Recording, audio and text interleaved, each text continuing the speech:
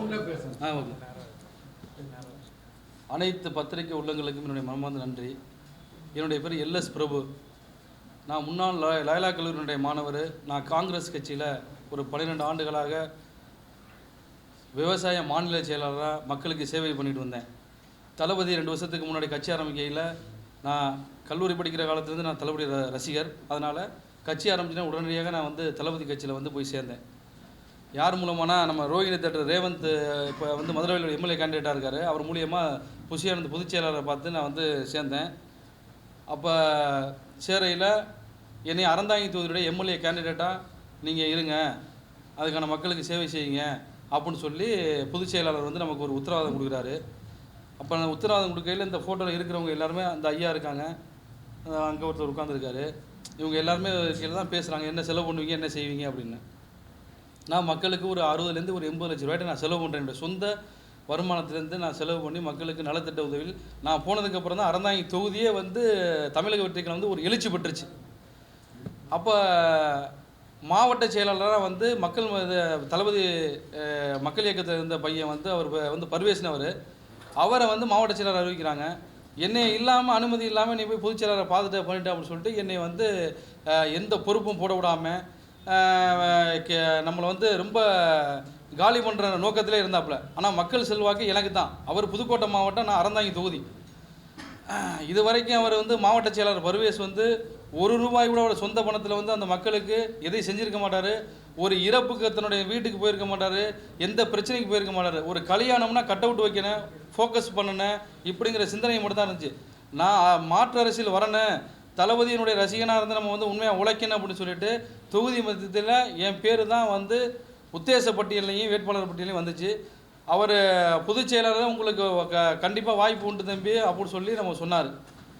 ஆனால் பர்வேஸ் என்ன பண்ணுறாரு, நான் இப்போ ஒரு ரீசெண்டாக ஒரு 10 நாளைக்கு முன்னாடி ஒரு அறிக்கை விட்டேன். என்ன அறிக்கை விட்டேன் அப்படின்னா, என்னுடைய சொந்த வருமானத்தை என்னை வேட்பாளராக தளபதி அறிவித்தால் என்னுடைய சொந்த பணத்தில் தாய் தகப்பனை இழந்த பெண் குழந்தைகளுக்கு 2.5 சென்ட் இடம் 25 பேருக்கு ஆண்டுக்கு நான் கொடுப்பேன் அப்படின்னு சொல்லி ஒரு 8 திட்டங்கள் அறிவிச்சிருந்தேன்.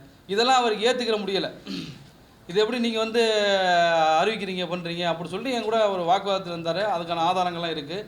அதுக்கப்புறம் இப்போ ஒரு 4 நாளைக்கு முன்னாடி ஃபோன் பண்ணி இப்போ எனக்கு என்ன தான் பதில் சொல்கிறேன், ஏன்னா நம்ம மாவட்ட செயலாளரை நம்ம பகைச்சிடக்கூடாது, கட்சி உள்ளே 1000 பிரச்சனைகள் இருந்தாலும் நம்ம தளபதிக்காக நம்ம உழைக்கணும் அப்படிங்கிறதுனால 2 வருடங்களாக நான் பொறுமையாக இருந்தேன். நானும் எவ்வளோதோ அவமானப்படுத்துறது மாதிரிலாம் செயல்பாடுகளில் ஈடுபட்டார், அதெல்லாம் பொறுத்துக்கிட்டு இருந்தேன். இவர் ஒன்றிய செயலாளர்களை விட்டு அவர் ஃபோட்டோவை போடாத, இவர் ஃபோட்டோவை போடாத அப்படிங்கிற மாதிரி இவர் நம்மளை ரொம்ப இது பண்ணார். ஆனால் நமக்கு தளபதிக்காக ஒரே ஒரு பேருக்காக மட்டும் எந்த தவறான விஷயத்தில் நம்ம ஈடுபடாமல் கட்சிக்காக நம்ம இருந்தோம். இப்போ லாஸ்ட் என்னாச்சு, அவர் நிற்கிறது புதுக்கோட்டை தொகுதின்னு தான் அவர் விருப்ப மனு கொடுத்துருந்தாப்புல. இப்போ நம்ம நம்மளை விடக்கூடாது அப்படிங்கிற நோக்கத்தில் 4 நாளைக்கு முன்னாடி ஃபோன் பண்ணி வேறு தொகுதிக்கு செலவு பண்ணுன்னு உங்களால் பண்ண முடியுமா, செய்ய முடியுமா அப்படின்னு. இப்போ ரீசெண்டாக சாட்டை துரைமுருகன் கூட அவர் நான் பேட்டிகளோட பார்த்தேன், ஏதோ 2 கோடி ரூபா பணம்லாம் கேட்டான் அப்படின்னு. அதெல்லாம் நடந்தது உண்மை. என்னைக்கிட்டலாம் அந்த மாதிரி சாயலில் தான் அவங்க பேசுனாங்க. அதாவது வெளிப்படையாக சொல்லாமல் நீங்கள் தனியாக பாருங்கள், தனியாக பேசுங்க அப்படிங்கிற மாதிரி தான் சொன்னாங்க. அதுக்கப்புறம் சரி ஓகே நம்ம பேசிக்கிறோம் அப்படின்னு சொல்லிட்டு தளபதியாக அறிவிச்சா நிற்போம். நான் என்னுடைய நோக்கம் மக்களுக்கு சேவை செய்ய தான் வந்திருக்கணும், யாருக்கு பணம் கொடுத்து சீட்டு வாங்கி நான் நிற்கணும்னு அவசியமே எனக்கு இல்லை. அப்படிப்பட்ட சீட்டு நமக்கு தேவையில்லை அப்படின்னு நான் கொஞ்சம் நாள் அமைதியாக இருந்துட்டேன். திரும்ப அவர் ஃபோன் பண்ணி உங்கள் பேரையும் தான் நான் கொடுத்துருக்கிறேன் தளபதிக்கிட்ட அப்படின்னு முந்தானத்தை சொல்கிறாப்புல. உங்கள் பேரையும் தான் கொடுத்துருக்குறேன், ஆனால் தளபதி யாரை அறிவிக்கிறாரோ நம்ம சேர்ந்து செயல்படுவோம் அப்படின்னு. என்னை விஜய் தளபதிக்கிட்ட நான் கட்சியில் சேர்ந்ததுலேருந்து நான் ஒரு காங்கிரஸ் கட்சியில் இருந்தால இது வரைக்கும் தளபதிக்கிட்ட என்னை கூட்டிகிட்டே போகலை. அப்போ அவர் என்ன பண்ணுறாருன்னா, என்னை மாவட்ட செயலாளர் நீங்கள் தான் அறந்தாங்கி தொகுதிக்கு உங்களை நான் பிரித்து தர்றேன் அப்படின்னு சொல்லிட்டு எனக்கு வாக்குறுதி கொடுக்குறாப்புல. கொடுத்துவிட்டு அதுக்கப்புறம் நீங்கள் போய் இணைச் செயலாளராக இருங்க அப்படின்னு சொல்லிட்டு இப்போ அந்த பொறுப்பெல்லாம் போட்டாங்கல்ல, அப்போயில என்னை என்னோடய ஆதார் கார்டு எல்லாத்தையும் வாங்கி ஒரு பொறுப்புக்கு அறிவிக்கிறதுக்கு சென்னைக்கு வர சொல்கிறாப்புல. இப்போ நான் சென்னைக்கு கரெக்டாக அவர் உள்ளே போகையில் ஒரு 3 மணிக்கு, நீங்கள் 5 மணிக்கு வந்துருங்க, 3 மணிக்கு போகணும். இல்லை தலைவா உங்களுக்கு இப்போ வேணாம், உங்களுக்கு பெரிய பொறுப்பாக நம்ம கொடுத்துருவோம் அப்படின்னு சொல்லிட்டு நம்மளை சொல்கிறாப்புல. சரி ஓகே நம்ம மாவட்ட செயலாளர்கிட்ட போய் பிரச்சனை பண்ண சண்டை பண்ண கூடாதுன்னு சொல்லிட்டு நான் பொறுமையாக அதனையும் கடந்து வந்துட்டேன். இப்போ ரீசெண்டாக அங்கே என்ன பண்ணுறாப்புல, அவர் ஒரு இஸ்லாமியர் சமூகத்தை சேர்ந்தவர். சாதியின் அடிப்படையிலையும் அவர் வந்து உள்ளுணர்வுலாம் பண்ணுறாரு. முதல்ல சேரையில் அவர் என்ன இது இருக்காருன்னு நமக்கு தெரியாது. அங்கே போவையில் ஒரு தவறான ஒரு சிந்தனையை வந்து சொன்னார். எப்படின்னா, உள்ளே நிற்கிறது ஒரு 6 பேர் ஒன்றிய செயலாளர் நிற்கிறாங்க, நான் வந்து உட்காந்துருக்கிறேன். அப்போ இந்த 6 பேர் இல்லை 2 பேர் யாருன்னு எனக்கு தெரியும், மீதி 4 பேர் யாருன்னு எனக்கு தெரியாது. அப்போயிலும் வேற ஒரு சமூகத்தை சொல்லி நான் அந்த சமூகம் அப்படிங்கிற மாதிரி அவர் சொன்னார். அப்போ ஏன் இதை சொல்கிறாரு எனக்கு அப்போ தெரியலை. ஒருவேளை அவங்க யாரும் இருந்திருப்பாங்களோ இருக்கு அப்படின்னு சொல்லி நான் அதை விட்டுட்டேன். அது கடந்த ஒரு 2-3 மாதத்துக்கு அப்புறம் தான் அது விவரமே எனக்கு தெரிஞ்சிச்சு. இவர் வந்து இது எதுக்காக சொன்னார் அப்படிங்கிறது ஒரு விவரம் தெரிஞ்சிச்சு. இப்போ வந்து அறந்தாங்கி தொகுதியில் அவருக்கு யாரை தெரியும், யார் வீட்டுக்காச்சும் போயிருப்பாப்புலையா, இல்லை ஒரு இறப்புக்கு போயிருப்பாப்புலையா, அந்த மண்ணில் அறந்தாங்கி தொகுதியில் மண்ணில் யார் இருந்தாலும் அதை தளபதி யாரை வேணுமாலும் அறிவிக்கட்டும். பர்வேஸ் என்ற ஒரு மாவட்ட செயலாளர் வந்து புதுக்கோட்டையில் உள்ள அறிவித்தால் நான் சுயேட்சையாக களங்காண்றதுக்கு நான் தயாராக இருக்கிறேன். ஏனென்று சொன்னால் அவர் வந்து ஒரு சரியான எல்லாரையும் அரவணைச்சு மக்களுக்கு வந்து சேவை பண்ணுற நோக்கம் இல்லை, ஃபோக்கஸ் மட்டும்தான் அவருக்கு வந்து. இங்கேருந்து யாரும் புதுக்கோட்டை மாவட்டத்திலேருந்து அவரை மீறி யாரும் தளபதியை பார்த்துடக்கூடாது, பொதுச் செயலரை பார்த்துடக்கூடாது, யாரையுமே யாரும் பார்த்துடக்கூடாது அப்படிங்கிறத ரொம்ப தெளிவாக இருப்பல. ஒரு ஃபோட்டோ எடுத்து சும்மா ஒரு யதார்த்தமாக ஒரு ஆதரவுனாவோ ஒரு பூஜை எங்கேயோ பார்க்குறோம்னு வச்சுக்கிறேங்க, ஒரு ஃபோட்டோ எடுத்து வச்சா ஆகா இவன் பார்த்துட்டா இவன் கதை முடி அப்படிங்கிற நோக்கத்துக்கு அங்கே ஆளுகளை செட் பண்ணி வச்சுக்கிட்டு அந்த ஒரு கேவலமான ஒரு தரமற்ற ஒரு செயல் அவர் வந்து ஈடுபட்டு இருக்காரு. அதனால் தளபதி வந்து நாளைக்கு வந்து வேட்பாளர் அறிவிக்கிறது மாதிரி தகவல் வந்திருக்கு. இது வரைக்கும் நம்மளை வந்து எப்படின்னா, இப்போ வந்து என்னென்னா அவர் அறந்தாயந்தூரில் என்னென்னா பிரபுராஜாவை வந்து நம்ம எதிர்த்து பண்ணோம்னா எங்களுடைய சமூக ஓட்டு அங்கே அதிகம், அங்கே வந்து அறந்தாயந்தூரில் என்னுடைய சமூக ஓட்டு அதிகம், இவரை பகைச்சிட்டோம்னா நமக்கு சிக்கலாகி போயிடும் அப்படின்னு சொல்லிட்டு இப்போ 2 நாளாக சமரசமாக நம்மள்ட்ட பேசிக்கிட்டு இருக்காப்புல. நான் என்ன சொல்கிறேன், அறந்தாங்கி முல்லை நீங்கள் யாருக்கு வேணுமாலும் சீட்டை கொடுங்க, அதுக்கு தளபதிக்காக தளபதியோடைய பேருக்காக நாங்கள் உழைக்கிறதுக்கு தயாராக இருக்கிறோம். மாவட்ட செயலாளருக்கு அங்கே இப்போ அறந்தாயந்தூரில் கொடுத்தா அவர் டெபாசிட்டை இழப்பார். நான் சுயேட்சையாக களங்காணுவேன். ஏன்னா எனக்கு அரசியல் அனுபவம் இருக்குது. என்னுடைய சொந்த பணத்தை, அதாவது இது வந்து நம்பிக்கை மோசடின்னு சொல்லுவோம். அதாவது ஒருத்தனுக்கு வந்து எப்படின்னா இதை பண்ணுங்க அதை பண்ணுங்கன்னு சொல்லிட்டு இதை வந்து நான் முன்னாடியே வந்து தலைமை கழகத்துக்கு சொல்லிட்டேன், ரோகிணி தேட்டர் உரிமையாளருக்கு சொன்னேன், இப்போ ரேவந்துக்கு சொன்னேன், பொதுச் செயலாளரை பார்த்து விருப்பமுனையை கொண்டு கொடுத்தேன், எல்லாத்தையும் கொடுத்து விவரத்தையும் சொல்லிட்டேன். ஆனால் அதுக்கான எந்த ஸ்டெப்பையுமே அவங்க வந்து எடுக்கலை. எனக்காக ரொம்ப போராடி ரோகிணி தேட்டர் ஓனர் சொன்னாப்புல. ஆனால் அவரையும் வந்து இவன் சொல்கிறாப்புல, எங்கள் தாத்தா அரசியல்வாதி, எங்கள் அப்பா அரசியல்வாதி, நான் 3ஆவது தலைமுறை அரசியல்வாதி, என்னை மிஞ்சி நான் கையெழுத்து போட்டால் தான் 6 மாவட்டத்தில் நான் கையெழுத்து போட்டால் தான் எவனுக்கு தான் சீட்டு அப்படிங்கிறாப்புல. அந்த மாதிரி என்கிட்ட சவாலாக பேசுகிறாப்புல.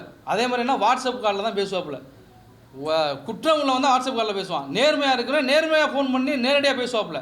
அப்படி பேசுகிறதில்ல, வாட்ஸ்அப் காலில் தான். ஆனால் வாட்ஸ்அப் காலில் பேசினா உடனே ரெக்கார்ட் பண்ண முடியாது, செய்ய முடியாது. நான் என்ன சொல்கிறேன், தளபதியை நேசித்து வந்தேன், நான் ஒரு தளபதி ரசிகனாக வந்தேன், என் சொந்த பணத்தை நான் செலவு பண்ணி தான் செஞ்ச மக்களுக்காக. என்னுடைய அனுபவத்துக்கு சொல்கிறேன். கடந்த ஒரு 1.5 வருஷமாக நிறைய நடத்துகிற மே 1க்கு உழைப்பாளர் தின, தளபதி பிறந்த நாள், மாநாடு, எல்லாத்துக்கும் நீங்கள் அறந்தாயந்தூரில் மக்கள்கிட்ட யார்கிட்ட விசாரிச்சு கேட்டாலும் எல்எஸ் பிரபுன்னு தான் பேர் வரும் வந்து தாவேக்கால.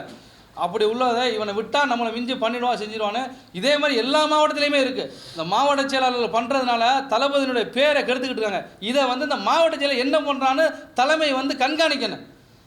ஒரு பையன் வந்து இப்போ வந்து ஒரு தாய் தகப்பன் இருக்காரு, எங்கள் தகப்பன் வந்து தளபதி தான், அப்போ புள்ள தவறு பண்ணுச்சுன்னா கொலவே பண்ணிட்டு வந்தாலும் புள்ள ஏற்றுக்க முடியுமா? தப்புன்னு சொல்லணும். அப்போ தான் அந்த கட்சி வளரும்.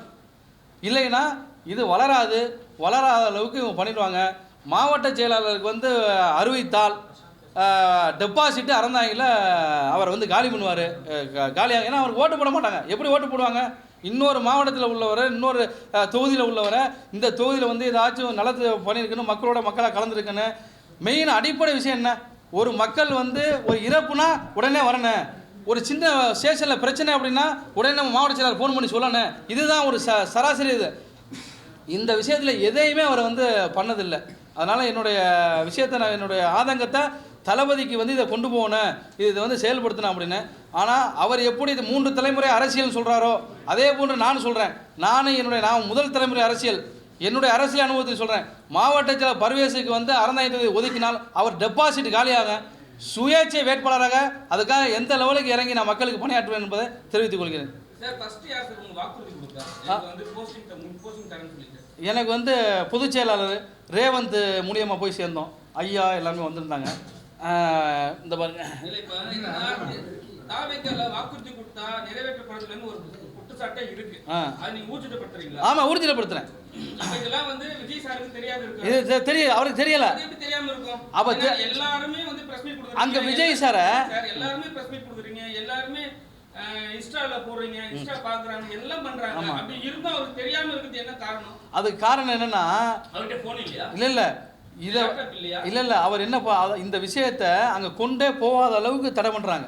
ஒண்ணு. ரெண்டாவது, பிரச்சனைகள் எல்லா தொகுதியிலும் இருக்கு. பிரச்சனை ஒன்று தம்பி வாங்க, என்னப்பா உனக்கு பிரச்சனை, உனக்கு என்ன பிரச்சனை தம்பி, நீ இந்த விஷயத்தை பண்ண முடியுமா, செய்ய முடியும், உனக்கு அடுத்த வாய்ப்பு தரேன், இல்லை உனக்கு இந்த வாய்ப்பை நான் தர்றேன், பொறுமையாயிரு, நம்ம கட்சி வரலாம் அப்படிங்கிறதுக்கான அந்த அனுபவமே யார்ட்டையுமே இல்லை. தான் முடிச்சது தான் இதுனா. அப்போ என்ன பண்ணியிருக்கேன், நான் ஒரு காங்கிரஸ்லேருந்து வந்தாலும் நாங்கள் இப்படி தான் இருப்போம் அப்படின்னு சொல்லி தான் நீ ஏன் என்னை வந்து இந்த கட்சிகளை சேர்க்குற, அப்போ நீ என்னை வந்து ஒதுக்கி விட்டுக்கலாம்ல.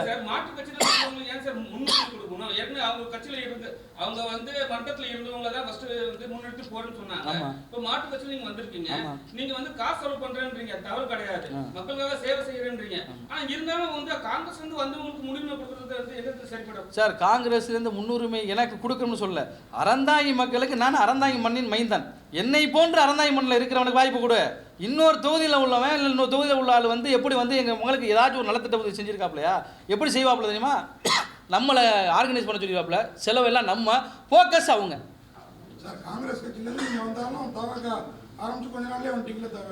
ஆரம்பிச்சு அடுத்த நிமிஷமே நம்ம வந்துட்டோம். தளபதி வந்து முதலாக விக்ரவாண்டி மாநாடு போட்டோடனே மாநாட்டுக்கு நான் வந்து என்ட்ரி ஆகிட்டேன். என்ட்ரி ஆகி நான் என்னுடைய பிரச்சனைகள் எல்லாத்தையுமே பொதுச் செயலாளர்கிட்ட சொல்கிறேன். ஐயா, நான் ஏற்கனவே காங்கிரஸில் இருந்திருக்கிறேன், என்னை வந்து நீங்கள் என்ன கொடுத்தாலும் நான் ஏற்றுக்கிட்டு பயணியாற்றத்தை பார்த்தோம். எல்லாத்தையும் வச்சோம். ஆமாம், இந்த பாருங்க.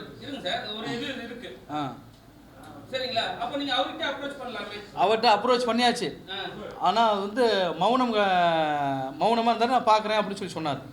சார், இப்போ நீங்க பேசுறீங்க, நாளைக்கு தான் அறிவிக்க போறாங்க. ஆமா. இன்னும் அதுக்குள்ள நீங்க ஏன் வந்து நீங்க தாவக்க வேண்டியதான் கட்டி வச்சிருக்கீங்கன்னு நினைக்கிறேன். ஆமா. அப்படி இருக்கப்ப இப்போ இதுக்கப்புறம் நீங்க இப்படி ஒரு பிரஸ் மீட் கொடுத்த பிறகு உங்களுக்கு எப்படி உங்க பேரை சொல்லுவாங்க? ஐயா, என் பேரை சொல்லணும்னு இல்லை, மக்களுக்கு சேவை செய்யணும். அது அறந்தாங்கி தொகுதியில் ஒரு சிம்பிளாக ஒரு கான்செப்ட் செஞ்சுங்க. எங்கள் ஊரில் ஒரு பையன் ஆக்சிடென்ட் ஆகிட்டாப்புல, மணமேகலோட ஒன்றியத்தில் ஒரு பையன் ஆக்சிடென்ட் ஆகிட்டாப்புல. ஆக்சிடென்ட் ஆனால் அங்கே ஒன்றிய செயலாளர்லாம் சின்ன பசங்க, யாருக்கும் அனுபவம் இல்லை. உடனே வந்து ஒரு இன்ஸ்பெக்டர்கிட்ட பேசணும் அப்படின்னா அந்த மாவட்ட யார் அங்கே ஒரு பெரிய ஆளாக இருக்காங்களோ அவங்க தான் பேசினா தான் அவங்க கேட்பாங்க. அந்த கெப்பாசிட்டிலாம் இங்கே யாருமே இல்லை. அப்போ இல்லாமல் இருக்கையில் என்ன பண்ணு, அனுபவம் வாய்ந்த ஆளுகளை இங்கே வந்து வைக்கணும். நான் இல்லை, என்ன மாதிரி ஒரு 4-5 பேர் வந்திருக்காங்க, ஏடிஎம்கேலேருந்து வந்திருக்காங்க, இன்னொரு பிஸ்னஸ் மேன்லேருந்து வந்திருக்காங்க, அமமுகலேருந்து இருக்காங்க. இப்போ என்ன மாதிரி உள்ளவங்களை அவங்கள வந்து ஒரு ஆளை வந்து பாரு அப்படின்னா தான் தொண்டர்களுக்கு வந்து ஒரு மகிழ்ச்சியாக இருக்கும். எதுவுமே இல்லாமல் நான் வந்து இப்போ புதுக்கோட்டை மாவட்டத்தில் அவர் பேசுகிறது என்ன, ஒன்றிய செயலாளர்கிட்ட பேசும்பாங்க, அவர்கிட்ட இதுக்காக நான் வர முடியாது அப்படின்னு சொல்கிறது. எத்தனையோ இறப்பு நடந்துரு, ஆரம்பித்து 2 வருஷம் ஆச்சு. 325 நாள் 320 நாள் 2 வருஷம் ஆச்சு. ஒரு இறப்புக்கு வந்திருப்பாரா அந்த தொகுதியில்? இல்லை ஒரு மக்களுக்கு பிரச்சனைன்னு சொல்லி ஒரு போராட்டத்தில் கலந்துருப்பாரா? கலந்துருக்க மாட்டாப்புல. ஆனால் ஒரு கல்யாணம் நடந்துச்சுன்னா முதல் பேருக்கே தலைமையில் அவர் பேரை போடணும், ஃபுல்லாக கட் அவுட் வைக்கணும். எத்தனை கட் அவுட் வச்சுருக்காங்க என்ன? இது அரசியல். அவர் இஸ்லாமிய வகுப்பை சேர்ந்தவர். அவர் இஸ்லாமியராக இருந்துக்கிட்டு நான் ஒரு கிறிஸ்தவர், என்னை கிறிஸ்தவராக இருந்துக்கிட்டு என்னையவே அவர் வந்து ஒரு வேற மாதிரியான ஒரு தாட்டில் ப்ராசஸில் பேசுகிறாரு. அது ஓப்பனாக சொல்ல முடியாது. சொல்லணும்னா தளபதி கிட்ட வந்து அது ஓப்பனாக ஒரு நாள் அதை இதை வந்து வெளியிடுற மாதிரி வரும். சில விஷயங்கள் பணத்துக்காக வந்து பேசினாங்கன்னு சொல்லி, ஆனா வெளிப்படையாவே எல்லாமே சொன்னாங்க 5 கோடி கேக்குறாங்க, 2 கோடி செலவு பண்ணும், அதுக்கப்புறம் 6 கோடி வந்து செலவு பண்ணணும்னு சொல்லிட்டு இருக்கு. சரிங்களா? அதெல்லாம் உண்மையா? உண்மைதான். ஐயா, இந்த பாருங்க, நான் வந்து பொதுச் செயலாளர்கிட்ட எல்லாருக்குமே வந்து என்னுடைய ப்ரொஃபைலு எல்லாமே கேட்டு எவ்வளவு செலவு பண்ணுவேன் அப்படின்னு கேட்டாங்க. 12லேருந்து 15 கோடி ரூபா வரைக்கும் என்னால் செலவு பண்ண முடியும் அப்படின்னு சொல்லி கொடுத்துட்டேன். அது ஒரிஜினல் அவருக்கு நான் வந்து அனுப்பிச்சிட்டேன். இந்த பாருங்க, என்னுடைய சொந்த இது ப்ரொஃபைலு போட்டு அதுக்கப்புறம் இந்த பாருங்க, லாஸ்ட்டில் தேர்தல் செலவு என்ன அப்படின்னு சொல்லி போட்டிருப்பேன். இது வந்து நான் வந்து போட்டேன். செலவு பண்ணுறது செலவு பண்ணாதது தளபதியோட இதில் நம்ம வந்து பண்ணுறோம்னு வச்சுக்கல.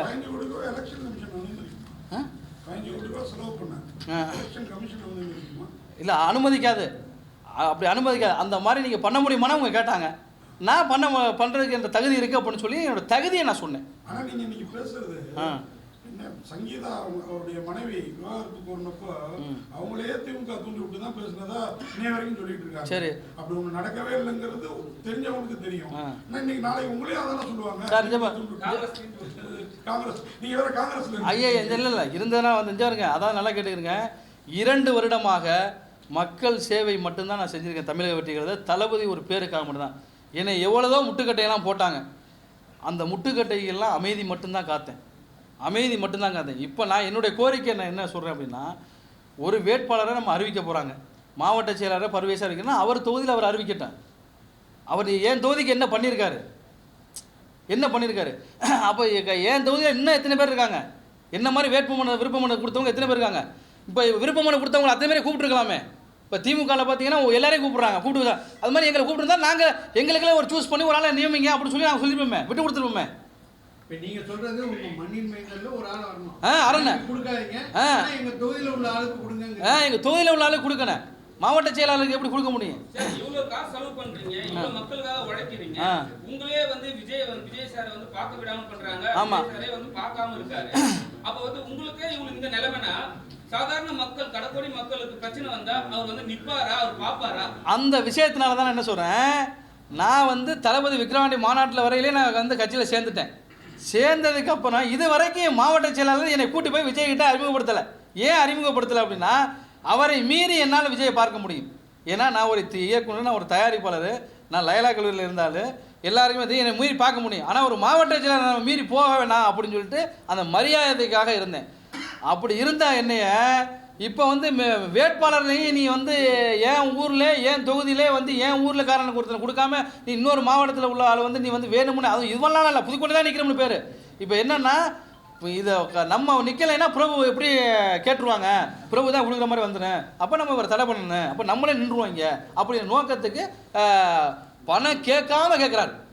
அதுக்கு ஆதாரம் மட்டும் இருக்கு. பணம் தான் கேட்குறாங்களா இல்லை உங்களை விட்டா நீங்கள் லயலா காலேஜ் ஸ்டூடெண்ட், சினிமா பிரபலம், அவரோட பெரிய ஆள் ஆகிடுவீங்க? அடுத்து 2 விஷயம் இருக்கு. அதில் 2 விஷயம் இருக்கு. 2 விஷயம் இருக்கு. அதாவது எப்படின்னா அவங்க வந்து இன்னொரு தொகுதிக்கு நீங்கள் செலவு பண்ணணும் அப்படின்னா இன்னொரு தொகுதிக்கு நான் எதுக்கு செலவு பண்ணணும்?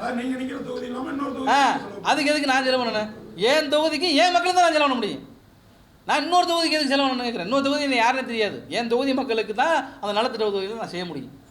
சார் உங்களுக்கு சீட்டு கிடைக்கலங்கிறது கன்ஃபார்ம் பண்ண பிறகு தான் நீங்கள் பேசுகிறீங்க? கன்ஃபார்ம்லாம் இல்லை. தளபதி வந்து இப்போ மாவட்ட செயலர் வந்து நேற்று முந்தானத்தை எனக்கு ஃபோன் பண்ணுறாப்புல, உங்கள் பேரையும் நான் கொடுத்துருக்குறேன், என் பேரும் இருக்குது, தளபதி யார் அறிவிச்சாலும் நம்ம வந்து செயல்படுவோம், நீங்கள் உடனே கிளம்பி வாங்க அப்படின்னாப்புல.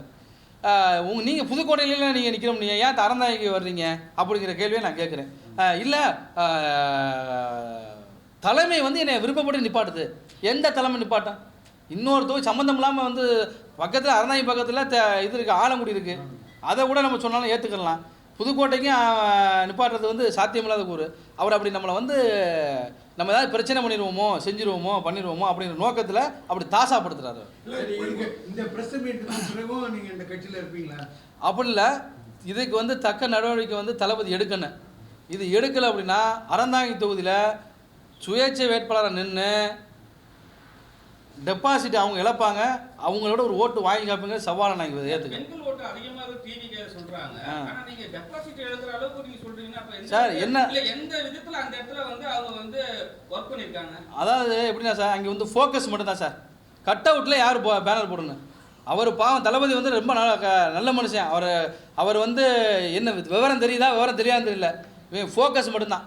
வேறு எங்கேயாச்சும் வந்து போராட்டம், எங்கேயாச்சும் பொதுக்கூட்டம் அறந்தாங்கி தொழில் இது வரைக்கும் எங்கேயுமே ஒரு பொதுக்கூட்டம் நடத்தினா இது பண்ணோம்னு வரலாறே இல்லை. புதுக்கோட்டையில் யார் நீங்க மாசா இல்ல சார் மாசா சொன்னீங்களே? ஆமா இவங்களும் கேட்டாங்க எந்த டெபாசிட்டே இல்லைன்னு சொன்னாங்க. இப்போ வந்து விஜய் சாருக்காக ஓட்டு போடுவாங்களா இல்ல உங்களுக்காக ஓட்டு? சார் என்னதான் விஜய் சாருக்காக ஓட்டு போட்டாலும் சொந்த மண்ணில் யார் நிற்கிறாங்களோ அவங்களையும் பார்த்து தான் ஓட்டு போடுவாங்க. என்னைக்குமே தெரிஞ்சுக்கிறீங்க, ஒரு மாடால் ஓடி ஜெயிக்க முடியாது, இரட்டை மாடு தான் வண்டி ஓடி ஜெயிக்க முடியும் போது தளபதிக்காக பேசியிருக்காங்க. என்னுடைய முகட்டுக்காக மட்டும்தான் ஓட்டு போடுவாங்கன்னு அவர் சொன்னது ரைட்டா தப்பா? ரைட்டா இல்ல, அவர் முகத்துக்காக ஓட்டு உண்டு, ஆனா வெற்றி வாய்ப்பு சாத்தியக்கூறு இல்லை. இல்ல வெற்றி வாய்ப்பு சாத்தியக்கூறு இல்லை சார். இப்படி இருக்குமா சார்? ஏன்னா பிஜேபியோட பி டீம்னு நிறைய மீடியாக்கள் சொல்லிட்டு இருக்காங்க. ஆமா, இப்ப நீங்களும் ஒரு கிறிஸ்துவருங்கிறீங்க, ஆ. விஜய் ஏற்கனவே கிறிஸ்துவர். ஆமா. நாளைக்கு ஒருவேளை எலெக்ஷன் கொஞ்சம் இழுபறியா முன்ன இவங்களுக்கு 50 சீட் அவங்களுக்கு 100 சீட் இவங்களுக்கு 50 சீட்னு வந்ததுன்னா நாளைக்கு கூட்டணி அமைக்கிறப்ப பிஜேபி தான் பிரதானமா இருக்கும்னு வச்சுக்கோங்க. வச்சுக்கிட்டா உங்கள்கிட்ட ஒரு வேளை நீ இவ்வளவு கிறிஸ்துவர் இருக்கிறாங்களேன்ற எண்ணத்தினால விஜய் அவாய்ட் பண்றாரோ, அவரை சார்ந்தவங்க அவாய்ட் பண்றாங்க. இல்லை, அது வந்து எனக்கு வந்து ஒரு சந்தேகம் ஒன்று இருக்குது. என்ன சந்தேகம் இருக்குது அப்படின்னா, இப்போ அவர் இருக்காங்கல்ல, லாட்ரி மார்ட்டின் ஃபேமிலி இருக்குல்ல, அந்த லாட்ரி மார்ட்டின் ஃபேமிலி எடுத்துக்கிறங்க. அவங்க லீமா ரோஸ் மேடம் வந்து இது வரைக்கும் அவங்க அரசியல் எந்த இதில் ஐஜேக்கில் இருந்தாங்கன்னு நினைக்கிறேன். அவங்க திடீர்னு பார்த்தீங்கன்னா ஏடிஎம்கேல போய் இப்போ வந்து லால்குடியில் சீட் வாங்கியிருக்காங்க. ஒன்று. ரெண்டாவது அவர் பையன் வந்து அங்கே பிஜேபியில் பாண்டிச்சேரியில் கூட்டணி. இங்கே ஆதவர்ஜனா வந்து கூட்டணி வர்றதெல்லாம் தடுத்தாரா தடுக்கலைன்னு நமக்கு தெரியல. இவர் தனிமையில் இருக்கார். இது வந்து எங்களுக்கு சந்தேகத்தின் பேரில் ஒரு இது இருக்குது. நிற்கிறாங்க. பையன் வந்து பிஜேபி கூட்டணியில் நிற்கிறார். பிஜேபி இவர் தாவேகா கூட்டணியில் நிற்கிறாரு. அப்போ இது வந்து என்னென்னா, இது வந்து ஒரு சந்தேகத்தின் பேரில் இருக்குது. ஆனால் வந்து சந்தேகம்னா எப்படின்னா, நம்ம வந்து நல்லா ஒரு என்னுடைய அரசியலில் நான் இருந்ததுக்கு வரைக்கும் சொல்கிறேன். வந்து டிவிகேல சரியான விஷயமா இல்லையா, அதான் சந்தேகம் உங்களுக்கு? ஆமாம். அதாவது எப்படின்னா சார், இங்கே வந்து தமிழ்நாடு வந்து ஜாதியால் வந்து மக்கள் வந்து இருக்கிறாங்க, எல்லாருமே இருக்கிறாங்க, மதத்தால் இருக்கிறாங்க. இங்கே வந்து தமிழ் தேசியமாக திராவிடமா அப்படின்னு ஒரு 2 போர் நடந்துக்கிட்டு இருக்கு. அப்படிங்கிறப்போ வந்து எல்லாருக்குமே தெரியும், தனித்து நின்னா நம்ம ஜெயிக்க முடியாதுங்கிறது ஒரு சராசரி ஒரு பையனு கூட நமக்கு தெரியும். ஆனால் தனித்து தளபதி நிற்கிறாரு, யாரும் கூட்டணிக்கு சேரலை. அப்போ தனித்து நிற்கையில் ஒவ்வொரு மாவட்ட செயலாளர் என்ன செயல்பாடுகள் இருக்கிறாங்க, தலைமை கழகத்தில் என்ன செயல்பாடு இருக்குன்னு தளபதி வந்து வாட்ச் பண்ணணும். இது தளபதிக்கு தெரியுமா தெரியாதுன்னு நான் என்னால் சொல்ல, அவருக்கு அட்வைஸ் பண்ணுற அளவுக்கு எனக்கு இது இல்லை. பட் ஆனால் தளபதிக்கு நான் பர்சனலாக சொல்ல வேண்டியது என்னென்னு அப்படின்னா, உங்கள் பேரை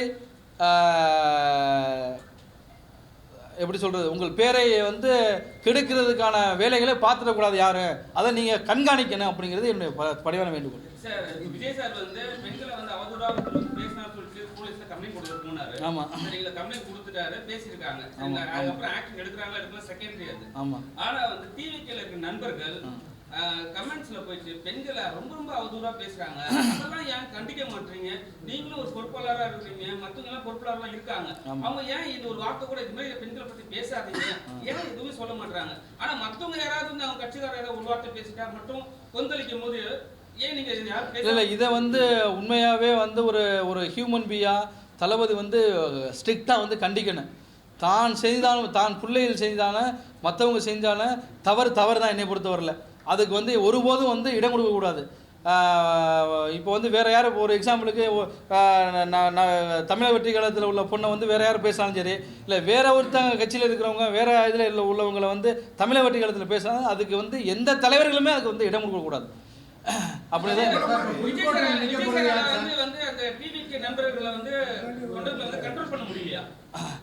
அது அவர் அது எங்களுக்கே புரியலை, அவ்வளோதான் சொல்ல முடியும். எங்களுக்கே புரியலை. மீடியாவை சந்திக்கவே இல்லை, தனியாக வந்து இந்த மாதிரி ஒரு மீடியாவை சந்திக்க. அதே மாதிரி இப்போ உங்களை மாதிரி நிர்வாகிகள் ஏற்கனவே சவுத் சைட்லேருந்து ஒரு லேடி நான் செலவு பண்ணா எனக்கு சீட் கொடுக்கணும் காரெல்லாம் மறிச்சு ஒரு வீட்டு வாசலில். ஆமாம் ஆமாம். இப்போ உங்களை